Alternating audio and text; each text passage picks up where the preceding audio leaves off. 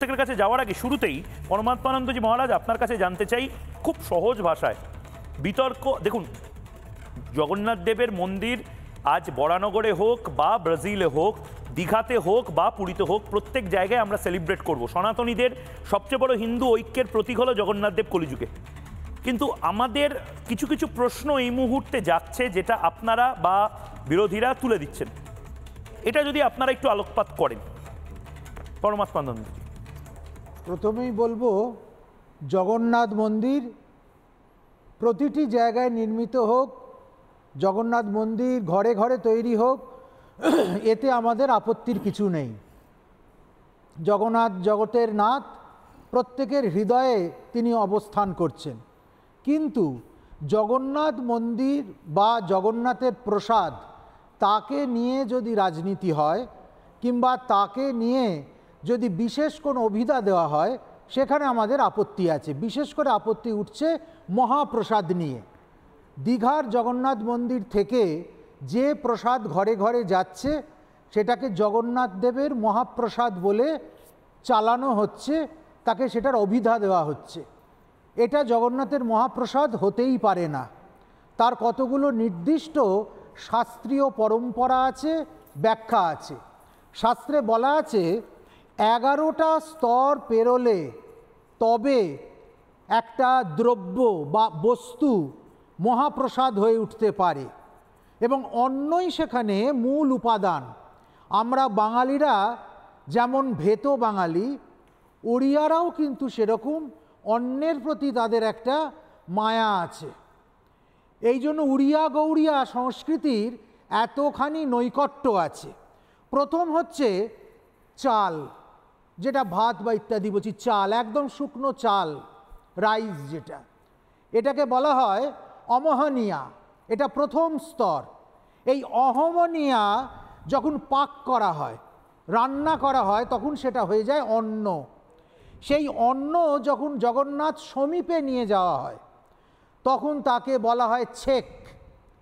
এই ছেককে চতুর্থ পর্যায়ে যখন নিবেদন করা হয় বা যন্ত্রে স্থাপন করা হয়, জগন্নাথের ক্ষেত্রে কালী যন্ত্রে, বলভদ্রের ক্ষেত্রে তারা যন্ত্রে, সুভদ্রার ক্ষেত্রে ভুবনেশ্বরী যন্ত্রে এবং সর্বদেবদেবীর উদ্দেশ্যে শ্রীযন্ত্রে যখন তাকে স্থাপন করা হয়, তখন সেটা হয় ভোগ। এই ভোগ যখন নিবেদিত হয় মন্ত্রের দ্বারা, তখন সেইটা হয়ে যায় নৈবেদ্য। এই নৈবেদ্য যখন ভগবান গ্রহণ করেন, ভগবান গ্রহণের পর সেটা হয় প্রসাদ। এই প্রসাদ নিয়ে যাওয়া হয় বিমলা মন্দিরে। বিমলা মন্দিরে নিয়ে গিয়ে শ্রী কমলা চক্রে তাকে স্থাপন করা হয়। এই কমলা ভৈরবী চক্রে স্থাপনের পর এই প্রসাদ হয়ে ওঠে মহাপ্রসাদ। এই মহাপ্রসাদ যখন ভক্তরা হাতে নেন, ভক্তরা যখন পায়, ভক্তদের কাছে যখন উপলব্ধ হয়, তখন তাকে বলা হয় কৈবল্য।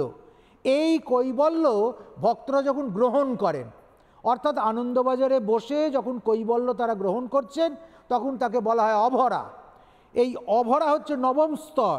এই নবম স্তরের পর যে অভরাগুলো থেকে যায়, বিক্রি হয় না বা সেইগুলো তখনও পর্যন্ত ভক্তদের দ্বারা গৃহীত হয় না, সেগুলোকে শুকিয়ে ফেলা হয়।